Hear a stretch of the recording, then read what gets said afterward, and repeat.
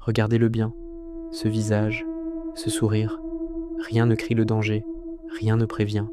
Et pourtant, cet homme a approché ses victimes sans violence, sans menace, avec douceur. Il leur a parlé, il les a rassurés, puis il les a fait disparaître. Ted Bundy n'était pas un monstre tapi dans l'ombre, il était le monstre que personne n'a jamais soupçonné. Ted Bundy naît en 1946. Dès le départ, sa vie repose sur un mensonge profond et troublant. Son identité est floue, son histoire familiale est confuse, remplie de secrets. Rien n'est stable dans son univers, rien n'est clair.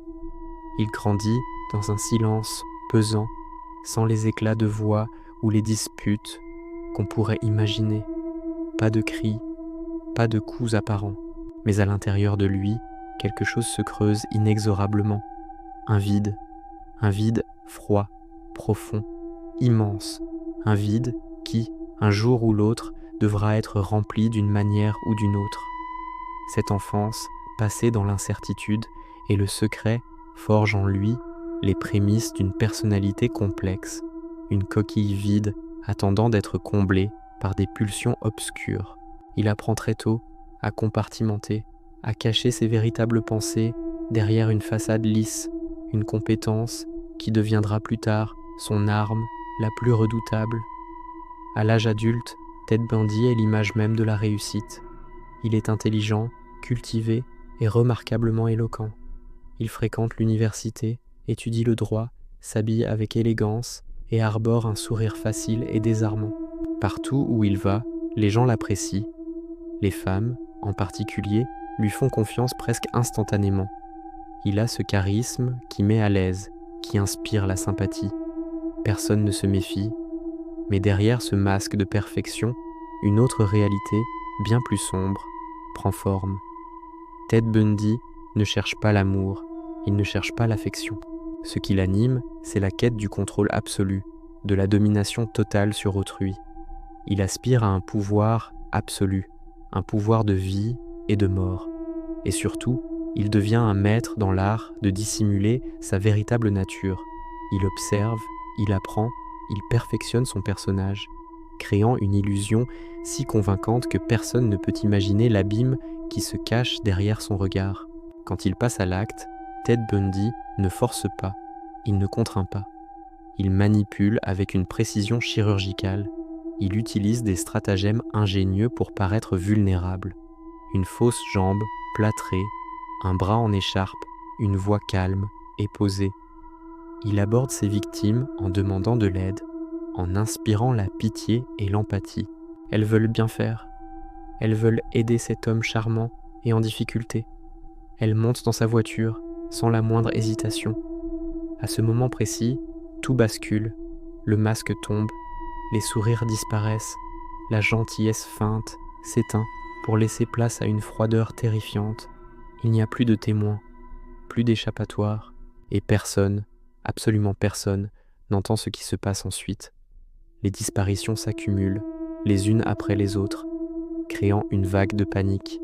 Les familles attendent, elles espèrent un retour, un signe de vie, mais Ted Bundy continue, encore et encore, insatiable, laissant derrière lui un sillage de désolation. Mais même les prédateurs les plus méthodiques finissent par commettre des erreurs. Un jour, Ted Bundy est arrêté. Au début, ce n'est qu'une simple infraction au code de la route, mais les soupçons s'épaississent rapidement. Les preuves s'accumulent, liant ce jeune homme prometteur à une série de crimes atroces. Et pourtant, même face à l'inéluctable, il ne vacille pas. Devant les caméras du monde entier, il sourit. Son procès devient un spectacle médiatique sans précédent, et il en est la star incontestée. Au tribunal, il choisit de se défendre lui-même, se mettant en scène avec une arrogance glaçante. Il interroge les témoins, il plaide sa cause, transformant la salle d'audience en son propre théâtre. Et Ted Bundy adore ça. Il savoure chaque instant sous les projecteurs, face aux familles de ses victimes, dévastées par la douleur. Il ne montre aucun regret, aucune empathie. Il n'y a que lui, son ego et son mépris total pour la vie humaine.